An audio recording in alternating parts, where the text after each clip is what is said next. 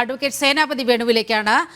ശ്രീ സേനാപതി Venu, BJP സംസ്ഥാന അധ്യക്ഷൻ പങ്കുവച്ച ഫേസ്ബുക്ക് പോസ്റ്റിനെ കുറിച്ചാണ് അങ്ങയുടെ അഭിപ്രായം ചോദിക്കുന്നത്. ഇവിടെ 3ാം സ്ഥാനത്തേക്ക് UDF ചെന്നു വീഴും എന്നാണ് കെ സുരേന്ദ്രൻ ഫേസ്ബുക്ക് പോസ്റ്റിൽ പറഞ്ഞിരിക്കുന്നത്. എന്താണ് കോൺഗ്രസിന്റെ ഒരു പ്രതികരണം? ഒരു സിനിമയ്ക്കകത്ത് ശ്രീനിവാസൻ പറയുന്ന ഒരു ഡയലോഗ് ഉണ്ടല്ലോ, കിനാവ് കാണുന്നതിന് പ്രത്യേകിച്ച് മുതൽ മുടക്കൊന്നും ഇല്ലാത്തതുകൊണ്ട് നല്ലതുപോലെ കിനാവ് കാണാം. എനിക്ക് ഓർമ്മ വരുന്നത് പാറപ്പുറത്തിന്റെ അരനാഴിക നേരം എന്ന് പറയുന്ന ഒരു നോവലുണ്ടല്ലോ, കുഞ്ഞാനച്ചൻ എന്ന് പറയുന്ന കഥാപാത്രം. അപ്പൊ അരനാഴിക എന്ന് പറഞ്ഞ പോലെ ഇതിപ്പോ 48 മണിക്കൂർ നേരത്തേക്കുള്ള അദ്ദേഹത്തിന്റെ സ്വപ്നമാണ് ഫേസ്ബുക്ക് പോസ്റ്റാണ്. ഫേസ്ബുക്കിൽ പോസ്റ്റ് ഇടാൻ പ്രത്യേകിച്ച് ചിലവൊന്നും ഇല്ലാത്തതുകൊണ്ട് അദ്ദേഹത്തിന് പ്രത്യേകിച്ച് മുതൽ മുടക്കൊന്നുമില്ല.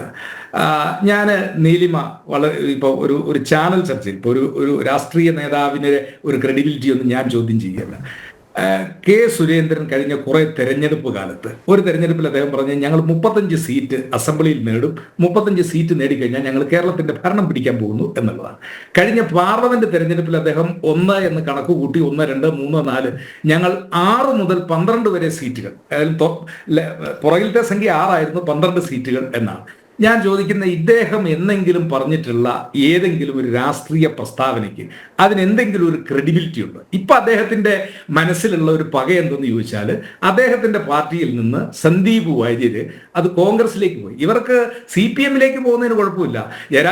വി ജയരാജന്റെ കൈവെട്ടി പെരപ്പുറത്തേക്ക് എറിഞ്ഞ വാസു മാസ്റ്ററും അശോകനും ഒക്കെ CPM-ൽ ചേർന്നു. ഇവർക്ക് പ്രശ്നമില്ല. ഇവർക്ക് ആരെങ്കിലും കോൺഗ്രസിലേക്ക് വരുമ്പോഴുള്ള ഇവരുടെ മനസ്സിലെ ആ വിദ്വേഷവും പകയും, കാരണം ഇവർ രണ്ടു കൂട്ടരും, ഒരു കൂട്ടർ കോൺഗ്രസ് മുക്ത ഭാരതവും ഒരു കൂട്ടർ കോൺഗ്രസ് ഇല്ലാതായി കഴിഞ്ഞാൽ ആ സ്പേസും ആഗ്രഹിക്കുന്നവരാണ്.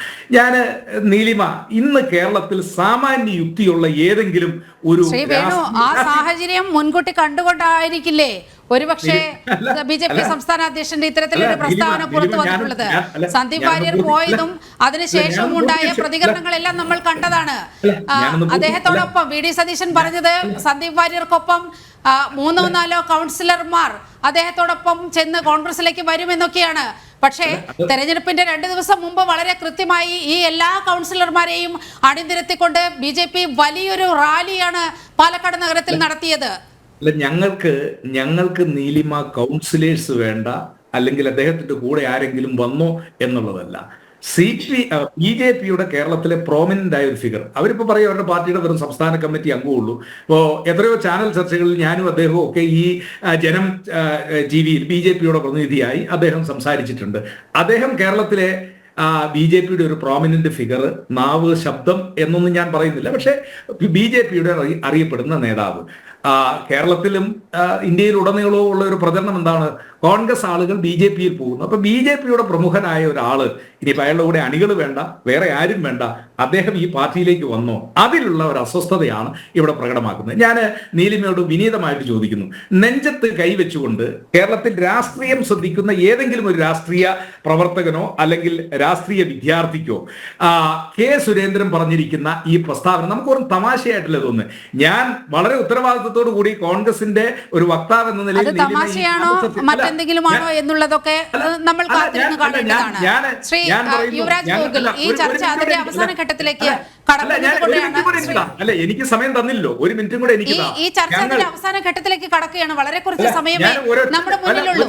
1 മിനിറ്റോടെ മതി. ഞങ്ങൾ 10,000 മുതൽ അതിന് മുകളിലേക്കുള്ള വോട്ടിൽ, 10,000-ന് മുകളിലേക്കുള്ള വോട്ടിൽ ഞങ്ങൾ ജയിച്ചു നിൽക്കുകയാണ് പാലക്കാട്. ഇനി അവിടെ 2ാം സ്ഥാനത്തിന് വേണ്ടിയുള്ള മത്സരമാണ്. അത് എന്താ പറഞ്ഞ, വിന്നേഴ്സ് ഞങ്ങളായി, റണ്ണേഴ്സ് അപ്പിന് വേണ്ടി നിങ്ങൾ മത്സരിച്ചു, ഞങ്ങൾക്ക് ഒരു തർക്കവുമില്ല. അതിനി തെളിയാനായി 48 മണിക്കൂറേ ഉള്ളല്ലോ. നമ്മളിപ്പോ നമ്മുടെ എല്ലാ വാദഗതികളും 23-ാം തീയതി വൈകുന്നേരം ഏതായാലും നമ്മൾ ആരെങ്കിലും ഒക്കെ ഈ ചർച്ചയിൽ ഫ്ലോറിൽ ഉണ്ടാകും. അപ്പൊ നമുക്കത് കൃത്യമായിട്ട് പറയാം. അതുകൊണ്ട് ഇനി ഇപ്പോൾ നടക്കുന്നത്, അവിടെ ഞങ്ങൾ 1ാം സ്ഥാനത്ത് എത്തി, അപ്പുറത്ത് നടക്കുന്നത് 2ാം സ്ഥാനത്തിന് വേണ്ടിയുള്ള മത്സരമാണ്. അത് അവർ നടത്തിക്കോട്ടെ.